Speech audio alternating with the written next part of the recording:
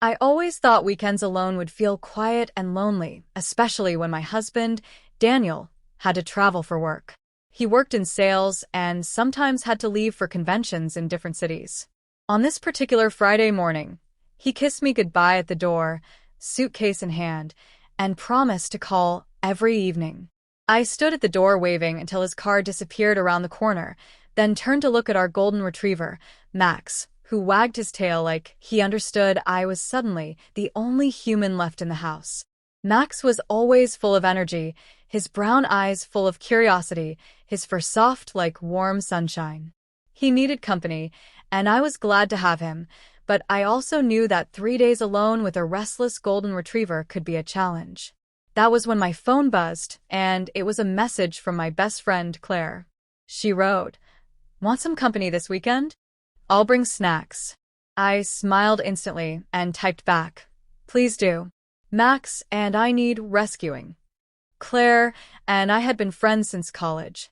She was bubbly, blonde, and always carried an air of laughter with her, the kind that turned the dullest day brighter.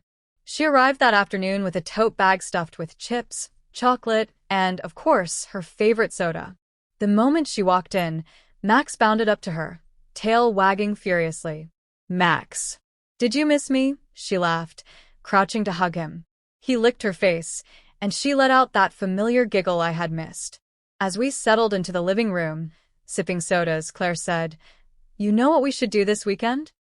I raised my eyebrows. "Please don't say binge an entire season of some random show." She shook her head dramatically. No, no. "We should teach Max a new trick. Something epic. Imagine how impressed Daniel will be when he comes back and Max surprises him." I laughed. "Epic, huh? Max already knows sit, stay, and roll over. What else is left?" Claire's eyes lit up. "What if he learns how to shake hands? Like a real gentleman?" I looked down at Max, who tilted his head as if already listening in on the plan. "Do you think he can learn it in 2 days?" Claire smirked. Challenge accepted. And just like that, the weekend found its purpose. We started small. Claire pulled out some treats from her bag. Apparently she had thought ahead, and we sat on the rug with Max between us. She held a treat just out of his reach and gently touched his paw. "Shake, Max," she said cheerfully. Max, however, decided it was a better idea to flop on his back and demand belly rubs.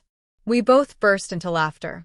"Well, he's polite in his own way," I teased, rubbing his tummy. The first few attempts were messy. Max pawed at the air, then at the treat, sometimes at my leg. Each time he failed, Claire would giggle so hard that Max would get distracted and start wagging his whole body. But slowly, he began to understand. When Claire said shake, he would hesitate, then lift his paw an inch. Not perfect, but progress. That night, after dinner, we sat on the couch, tired but happy. Max curled up between us, his head on my lap. Claire said softly, "I forgot how much I love being here with you too. It feels like family." I smiled, feeling warmth in my chest. With Daniel away, it was comforting to have someone who knew me so well sitting right there. Saturday morning brought fresh determination. "Training day 2, Claire announced, clapping her hands. We went to the backyard where Max could have more space. The grass was still damp with dew, the air fresh and cool. Max bounded around happily, but with treats in hand, we got his attention quickly. This time, when Claire said shake and held her hand out, Max lifted his paw higher than before. She caught it gently and squealed. He did it. We cheered like children, and Max barked proudly, tail wagging as though he had conquered the world. We repeated the trick again and again until Max could almost do it without the lure of treats. I recorded a short video on my phone and sent it to Daniel with a caption, "Look what Max is learning." Within minutes, he replied with a laughing emoji and a heart. "I can't wait to see it in person," he wrote. That evening, Claire and I ordered pizza, sprawled out on the couch, and turned on a comedy movie. Max sat between us, occasionally nudging for a crust. We laughed until our stomachs hurt, and for a moment, I forgot Daniel was even gone. There was something healing about laughter with an old friend. On Sunday, we polished the trick. Max now knew the routine. sit, lift paw, shake. He was so proud of himself that he started offering his paw without even being asked. He's showing off, Claire said with a grin. By afternoon, we set up a video call with Daniel. When his face appeared on the screen, Max barked excitedly. Hey, buddy, Daniel said, waving. Show me what you got. I held out my hand. Shake, Max. Perfectly, Max placed his paw in my palm. Daniel clapped from the screen. Unbelievable. You two really pulled it off. When Daniel returned that evening, suitcase in hand, Max nearly knocked him over with excitement. I hugged him tight, and Claire smiled warmly beside us. So, Daniel said, catching his breath as Max danced around him, are you going to show me the famous trick? I nodded proudly. Max sat, lifted his paw, and shook Daniel's hand like a true gentleman.